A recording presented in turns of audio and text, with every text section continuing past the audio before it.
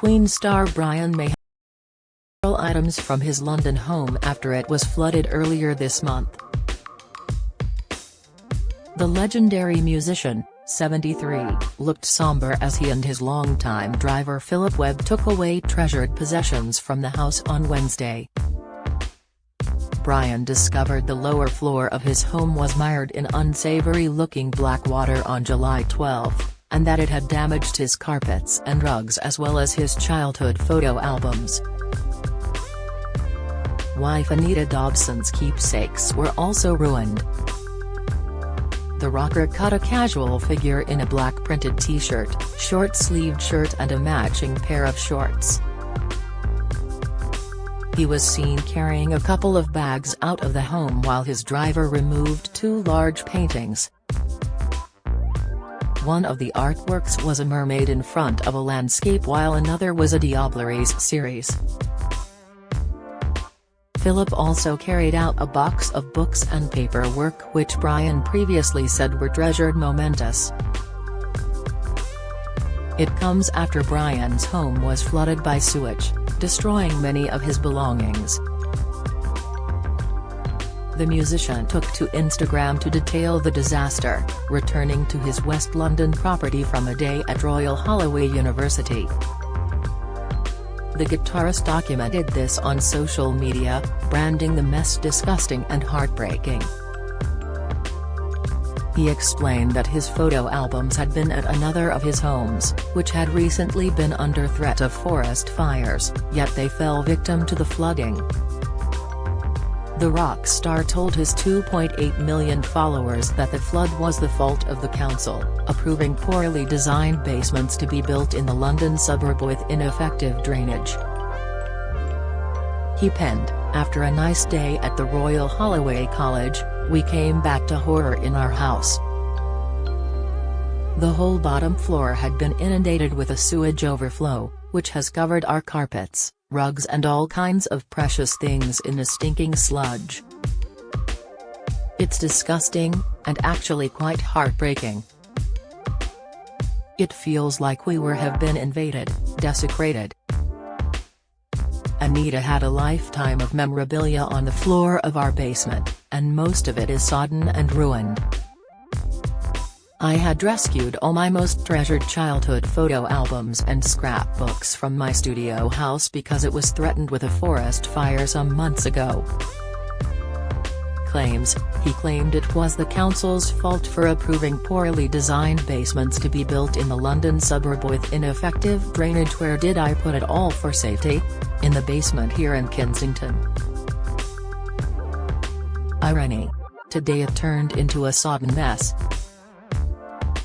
I'm devastated.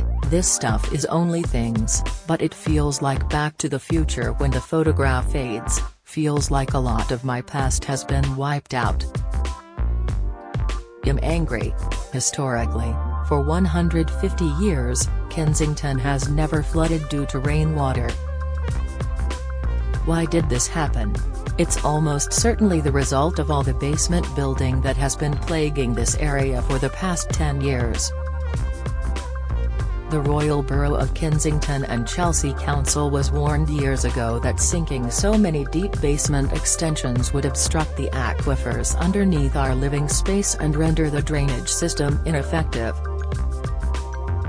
Elsewhere, property expert Kirsty Allsop, who lives in the same area as Brian, also experienced damage and documented this on social media. "There's been biblical rain in London.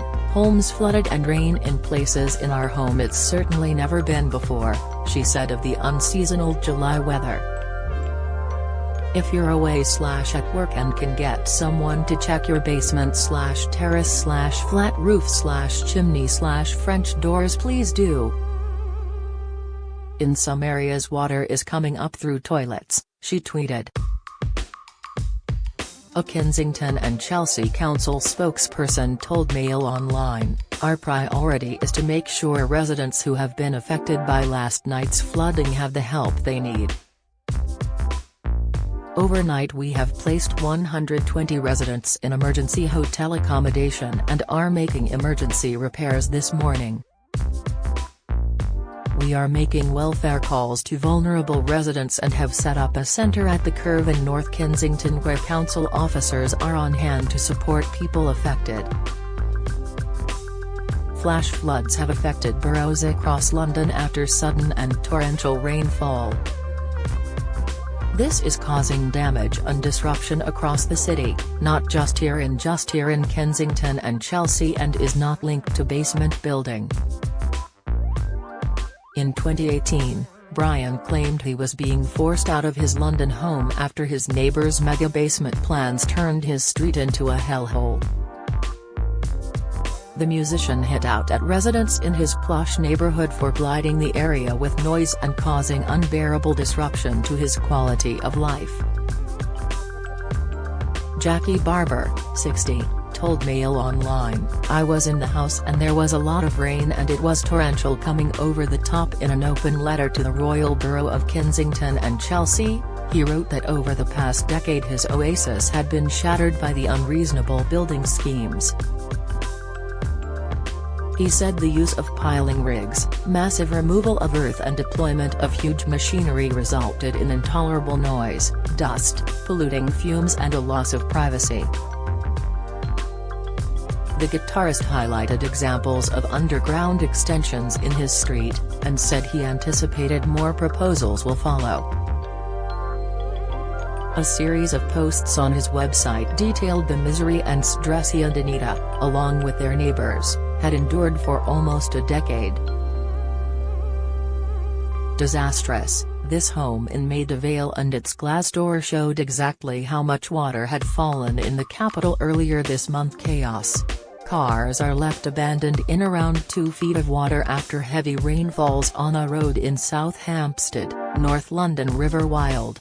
Floodwaters poured through the streets of Portobello Road in Notting Hill after nearly 3 inches of rain hit the capital in just 90 minutes. In a post called "Basement Building Hell Can Kill You," an apparent play on the title of his solo release, "Too Much Love Will Kill You," May said the renovations left anger inside me, frustration, feelings of being abused. And although I've occasionally let out a cry of something like "basement building bitch," mostly this feeling of powerlessness in the face of an enemy that hides behind planning permissions has been bottled up. The musician asked the council to refuse all future planning applications, adding, "In the coming months, I will not be backing off an inch in the fight against the basement building barbarians. I will be battling on, for common decency, and the quality of life of the remaining residents. But I may do it from a home where I don't wake up to being persecuted every day of the week." Drama. Rain battered the streets of London, forcing cars to drive through inches of rain during thunderstorms in London. Brian explained that after working hard to buy the home he dreamed of one day owning, he and his wife were planning to leave London, having reached breaking point.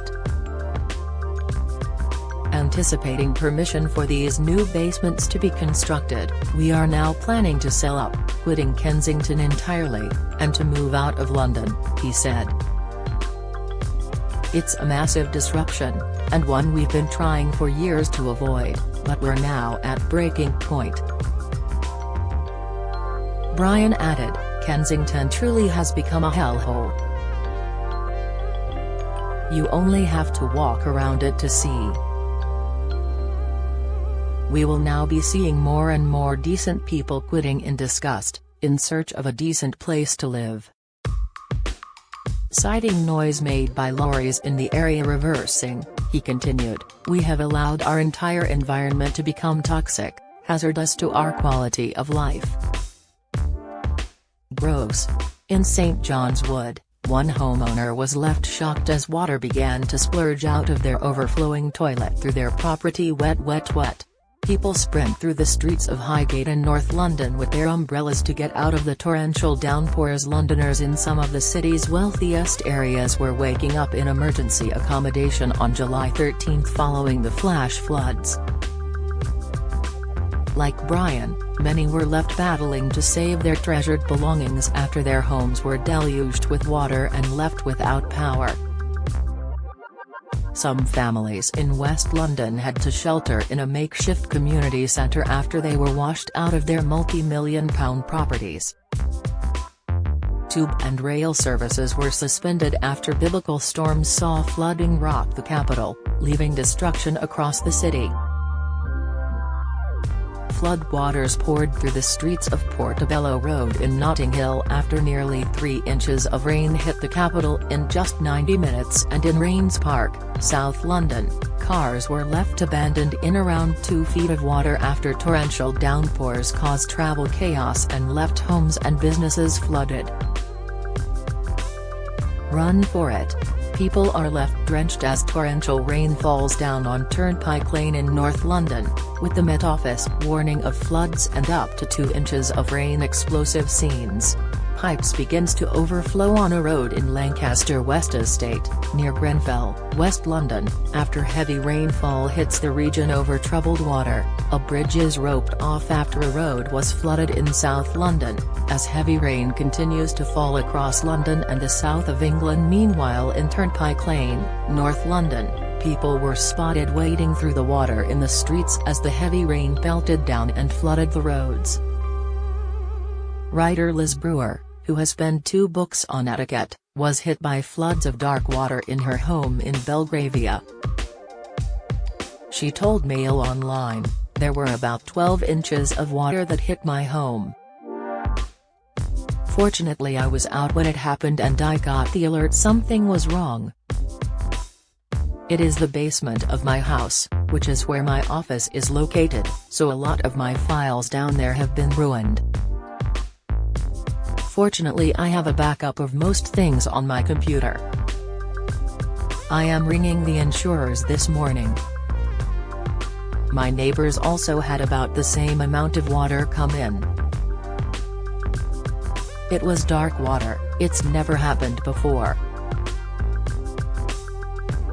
I'm sure there is a lot of damage in the area, fortunately it seems to be mostly in basements.